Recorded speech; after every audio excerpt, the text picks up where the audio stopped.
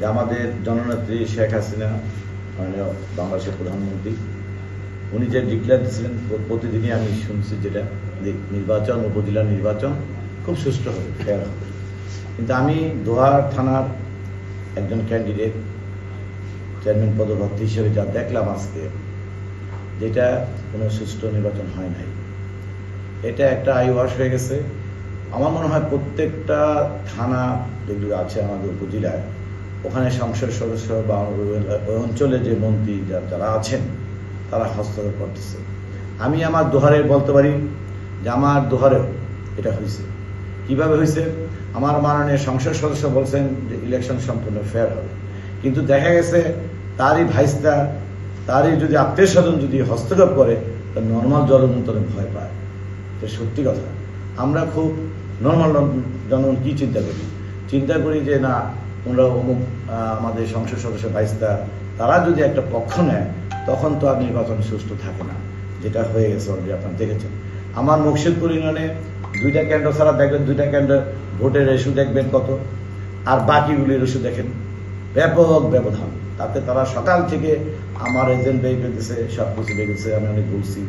তারপরে সকাল থেকে কি হলো, তারপর দুপুরে আপনি 1টা-2টার দিকে আমাদের পৌরসভায় বিলাসপুর ইউনিয়ন প্রত্যেকটা জায়গায় তারা কি করলো, যেসব জায়গায় কেন্দ্রগুলি তারা নিয়ে গেছে, নয়াবাড়ি, কুসুমারি, প্রত্যেকটা ইউনিয়নই নিয়ে গেছে। দেখবেন যেগুলি দেখবেন নির্বাচনের ভোটগুলি দেখবেন আপনারা কোথায় কি হয়েছে, সামান্য কিছু ব্যবধানে, অল্প ব্যবধান হয়, আমি একটু এক জায়গায় পাস করছি, এইভাবে দেখবেন টুকটাক হয়েছে, কিন্তু এত ব্যাপক ভোট তো আর পড়ে নাই। যেটা দেখবেন আপনারা ওইসব জায়গায় অনেক ভোট পেয়ে গেছে। হ্যাঁ, তাতে প্রত্যেক মনে হয় যে তারা হুমকি ধমকি দিয়ে বিভিন্ন জায়গায় ভোট করে কারচুপির মাধ্যমে নিয়ে গেছে। আমার নাইশা ইউনিয়নের 9 নম্বর ওয়ার্ড আমি নিজের স্বচক্ষে গেছি। ওখানে একজন আমাদের ওই জায়গা অঞ্চলের, তার নাম বলতে চাই না, উনি নিজের স্বচক্ষে দেখলাম উনি ভোট মারতেছেন এবং ওনার সাথে লোকজন নিয়ে, আমার ভিডিও আছে সেটা।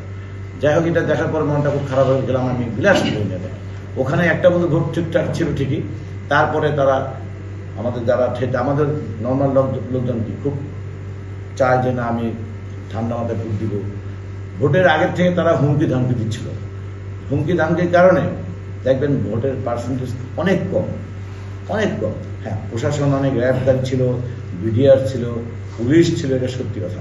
কিন্তু ভোটার কেন আসে নাই?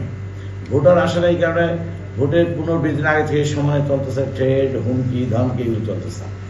যে এজেন্ট হবে ওই এজেন্টের বাসায় যায়, ওই এজেন্টকে হুমকি দিচ্ছে, এজেন্ট হতে পারবো না, কাউকে বলতেছে ফেলে দিব, মেরে ফেলবো, ইলেকশন করে আমরাই ক্ষমতা থাকবো, আমার সংসদ সদস্য আমার পৌর মেয়র আমার ইউনিয়নের পরিষদের সমস্ত চেয়ারম্যান আমার, এগুলি বলার কারণে গেছে ভোটাররা ভয় পেয়ে গেছে।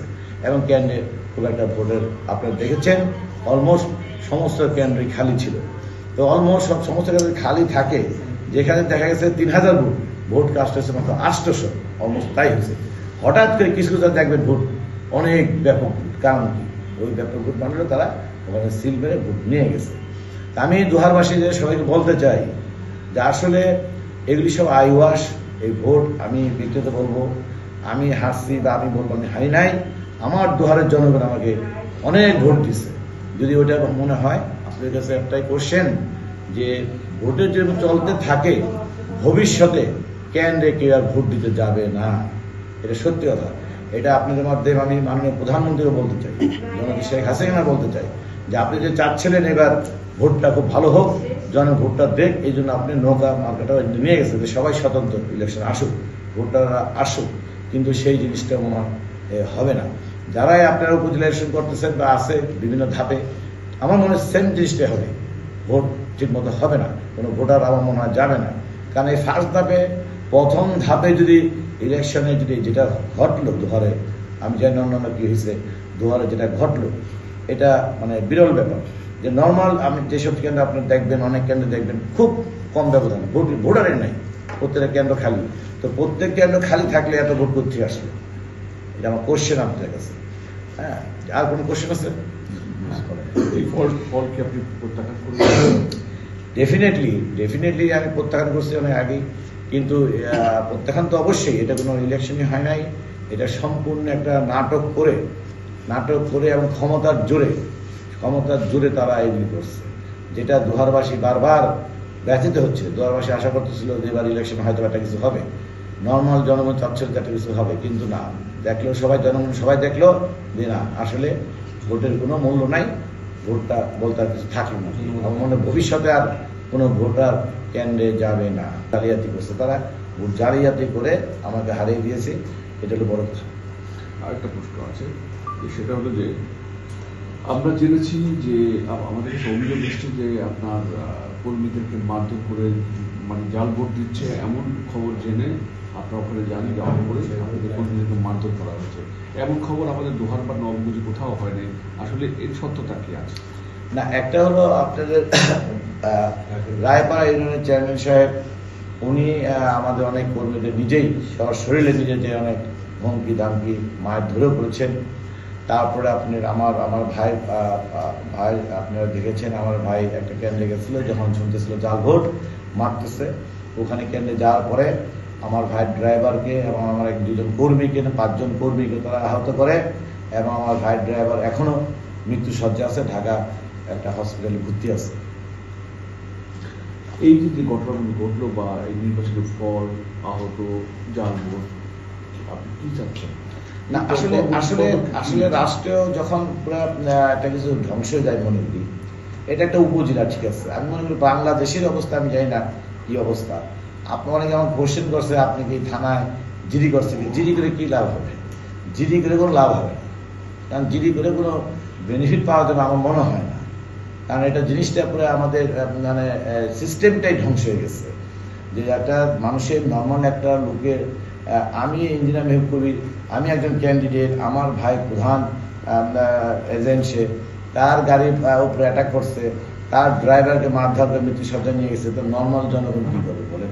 তো জিডি করে কোনো লাভ নেই। আমরা মনে হয় থানায় জিডি করবো কি করবো না এখন না, থানার বিষয় নয়, আপনার যেহেতু নির্বাচনের ফল হয়েছে, একটা ফল দিয়েছে, এটা কি নির্বাচন কমিশনের কোনো অভিযোগ করেছেন বা কোনো? হ্যাঁ, অলরেডি আমরা এই কেন্দ্রগুলির নাম দিয়ে নির্বাচন কমিশনের কাছে আমরা লিখিত অভিযোগ করেছি, এবং যে কেন্দ্রে আমি সরাসরি গিয়েছি, যেখানে দেখছি জাল ভোট চলতেছে, সেই কেন্দ্রের যে প্রিজাইডিং অফিসার ছিল, আমার ভিডিওতে সেটা আছে, তাকে আমি যখন বললাম যে আপনার বই কোথায়, ব্যালট পেপার কোথায়, আপনি জাল ভোট মারতেছেন, সে আমাকে বলতেছে যে আমি তো ভাই জানি না, মহিলা মানুষ, সে সব বিশ্বাসে বলে ফেলছে, আমি কোনো সাইনও করি নাই, আমি কোনো সিগনেচার করি নাই। তখন আমি জিজ্ঞেস করলাম, তাহলে সাইন করে নাই আপনি, কোনো সিল দেন নাই, তাহলে সেই ভোটটা কীভাবে কাউন্ট করবেন? উনি বললেন না, এটা বাদ হয়ে যাবে, এটা বাদ হয়ে যাবে। তারপরে দেখেন, আপনি আমার দোষারোপ করতেছেন, আমার পাশের বুথতে একই অবস্থা আছে, এটা আমার ভিডিও আছে, আমি সাথে সাথে নির্বাচন কর্মকর্তাকে সেই ভিডিওটা ক্লিপটা পাঠিয়ে দিয়েছি যে অমুক জায়গায় আপনার অফিসাররা এই বয়ান দিয়েছে, তারপর কোনো অ্যাকশন হয় নাই। আচ্ছা, আপনি ফলাফল প্রত্যাখ্যান করে পুনর্নির্বাচনের দাবি জানাবেন কিনা নির্বাচন কমিশনে? না, আমরা তো অলরেডি চিঠির মাধ্যমে জানিয়েছি যে এতগুলি কেন্দ্রে ভোট সম্পূর্ণ মেরে নিয়ে গেছে, সেই জন্য আমরা নির্বাচন প্রত্যাখ্যান করেছি এবং পুনর্নির্বাচন ওইসব কেন্দ্রে চেয়েছি, বাকিটা তাদের উপর নির্ভর করে। আমরা এভিডেন্সও দিয়ে দিচ্ছি, যেটা বললাম আপনাকে। কয়টি কেন্দ্রে অভিযোগ আপনার? 19টা কেন্দ্রে আমরা অভিযোগ